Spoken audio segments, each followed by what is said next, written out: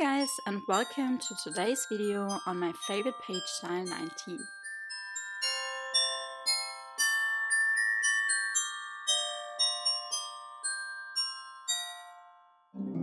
So that's what my favorite page style number 19 looks like, and as you can see it's very interactive. So it closes with a ribbon closure, and then there are two larger flaps on which you could place your 4x6 photos, and then of course you can also add even more pictures on the basic page. Then we need to attach tape right next to the scoring lines, and I actually like to use 3/8 of an inch score tape for this. And after attaching our tape, we want to cut off the corners of the little flaps we created with scoring. So for this, I like to turn around my cardstock, and then I get my small scissors and I just cut at an angle right next to the scoring lines. And just make sure that you don't accidentally cut into the scoring lines, but just next to them. Once you have cut off the corners, you can go ahead and actually fold up the little flaps we created. And for this, turn around your cardstock because you don't want to fold it up on the side where you scored it or where you placed the tape on. So we want to fold it on the back side. And then I also like to get my bone folder and burnish it down. And now for the next step, we can go ahead and just cover all of our cardstock elements with pattern paper. And when I attach my pattern paper onto my cardstock elements, I always prefer to use wet glue instead of tape, because by using wet glue, you are still able to move around your pattern paper until you find the right position and have an even border of cardstock around it. And after attaching all pattern papers onto our cardstock elements, we want to attach our eyelets onto cardstock elements B as well. And for this, I like to use my Tim Holtz ruler, and then I just find the middle of cardstock element B.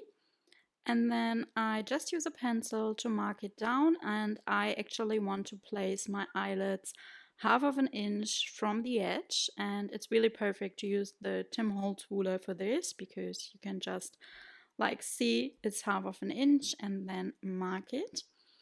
And then I just wanted to make sure that it's on the same position on both of cardstock elements B. And then I got my crocodile by We Are Memory Keepers, and I just punched the holes first. And after punching the holes, you can get your eyelets and just place them into the holes. And then you can use your eyelet setting tool, whatever tool you are using. And yeah, just make sure that you have it in the right settings.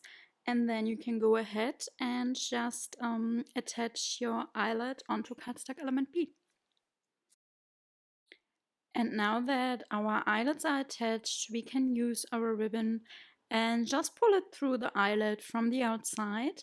And then I like to get some wider tape, and I just place my tape over the eyelet backing as well as over the ribbon to attach it onto my cardstock element B.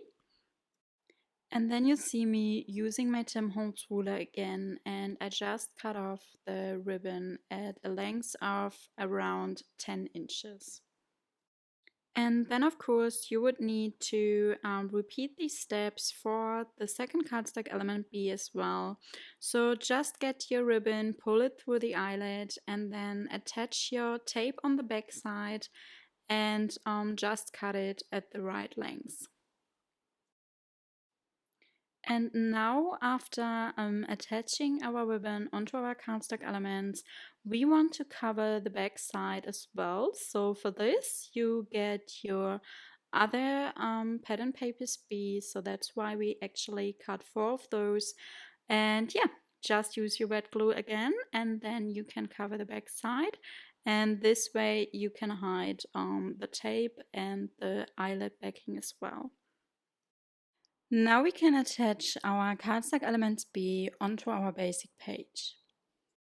But before, I want to make sure that I place them in the middle of my basic page.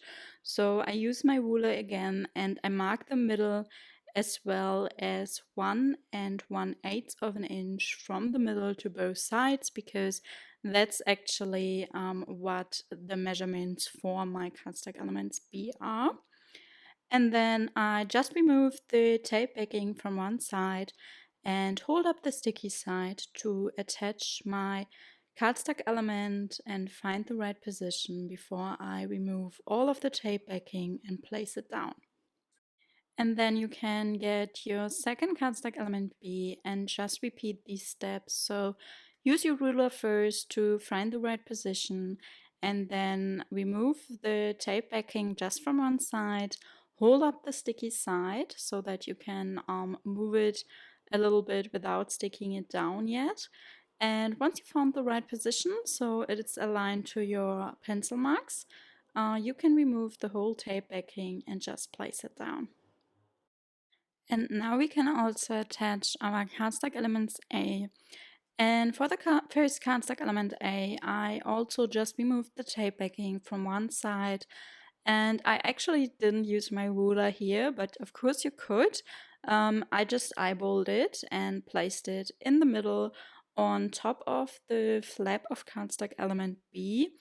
And you want to leave a little bit of space between like the edge of your basic page and cardstock element A, or at least you want to make sure that you're not covering the score line on cardstock element B, because you still want it to be able to close up as well. And then you can also attach your second cardstock element A, and as you can see here, it will be overlapping a little bit. So just place it right on top of the first cardstock element A, and yeah, make sure that it's in the same position. So also in the middle of your basic page. And then again, you don't want to cover the scoring line of your cardstock element B, because you don't want, keep it from like still falling over cardstock elements A. And now we can attach our pattern paper for the basic page onto our basic page.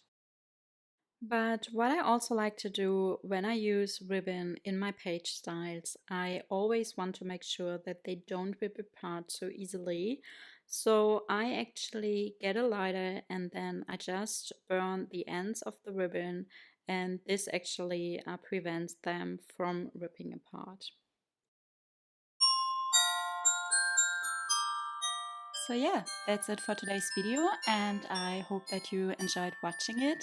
If you did so, please give it a thumbs up, and also I would love to get your feedback in the comments down below. So if you have any question, you can also leave it in the comments, and then see you in my next video. Bye!